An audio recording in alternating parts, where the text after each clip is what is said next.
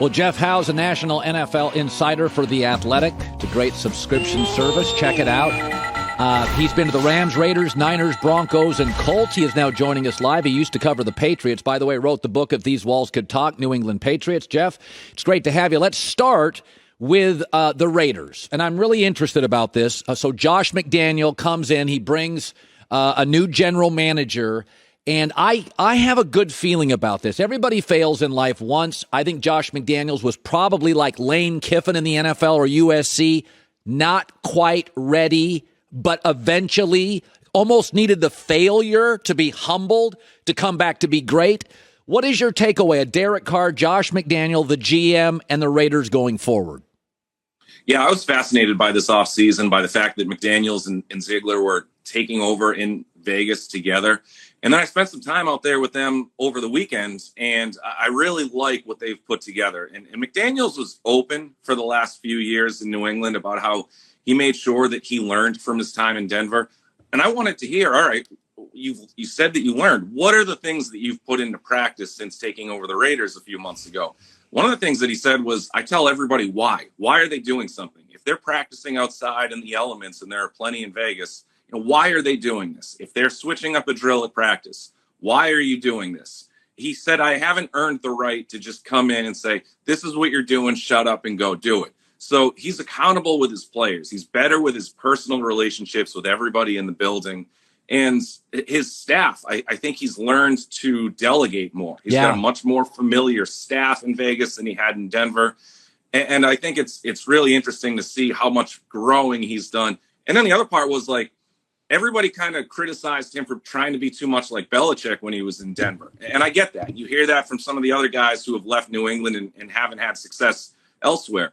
He put it into really good perspective. He's like, he joined the Patriots when he was 23. He took over the Broncos when he was 32. So when he got stressed or when something wasn't going the right way, his answers were they just deferred into what he knew, the answers that he heard for so long in Foxborough, thinking that was the way to kind of solve some of these issues. So it's almost like you have to like train yourself to be comfortable in your own skin. And now as a 46-year-old, he's a whole lot more comfortable. Yeah, I like your point about delegating. That was Kiffin's issue early. He wanted to play call. He wanted to design. And it's hard when you're young. You think it's the great opportunity of your life.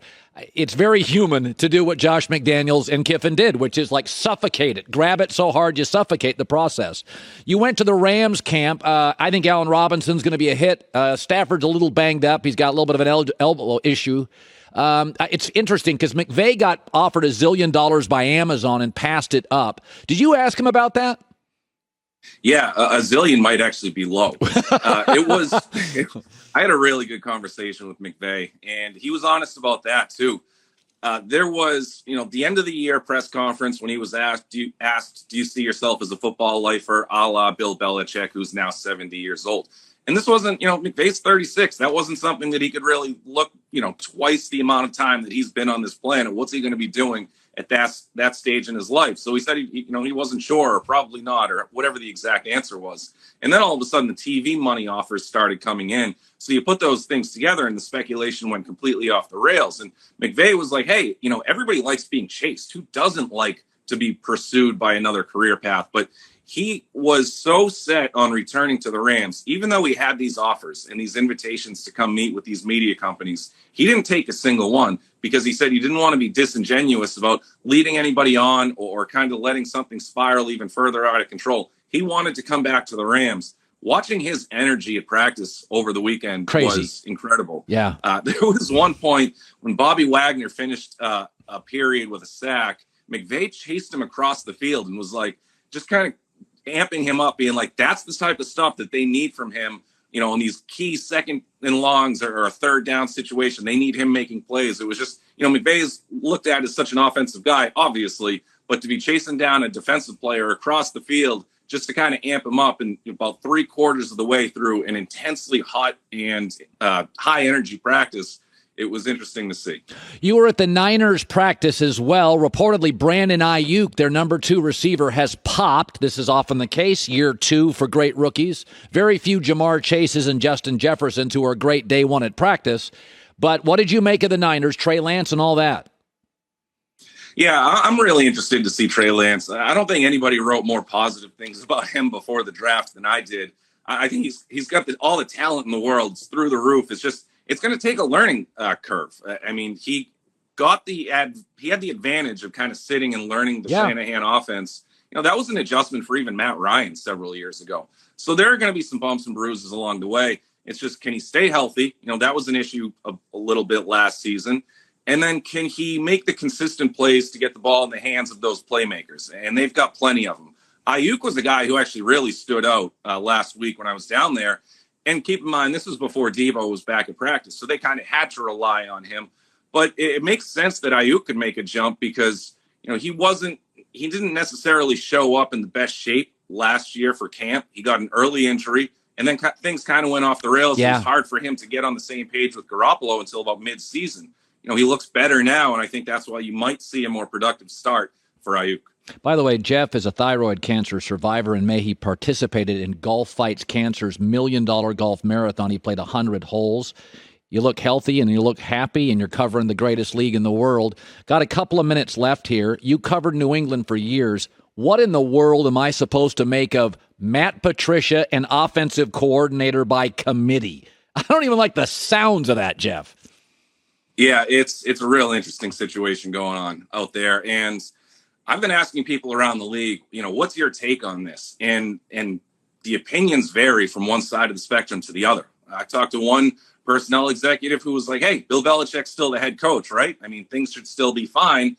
And they kind of trusted that process to play out favorably for the Patriots. I've talked to other people who just truly have no idea what's happening and are really fascinated to see how coaches who don't have extensive offensive backgrounds are all of a sudden going to come in and run the offensive show.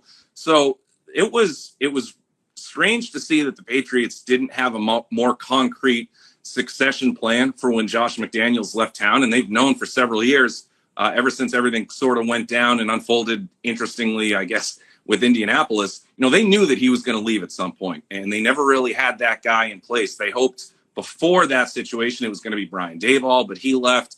Bill O'Brien wasn't going to come back, at least not this offseason. So it's the most important thing the Patriots have to accomplish this season is making sure that Mac Jones remains on track to be a franchise quarterback.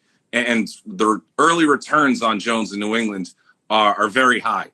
But how is the transition from McDaniels to what looks like Matt Patricia? How is that going to affect in any way, positively or negatively, his development? Jeff Howe, again, thyroid cancer survivor, Golf Fights Cancer's $1 million golf marathon. Is that an annual event, by the way? It is. It's tomorrow, and we're playing for One Mission. I appreciate you bringing it up. One Mission is an organization out here in Boston that helps children and families who are dealing with a cancer diagnosis. They helped me tremendously get through the mental battle that I had after my surgery back in March.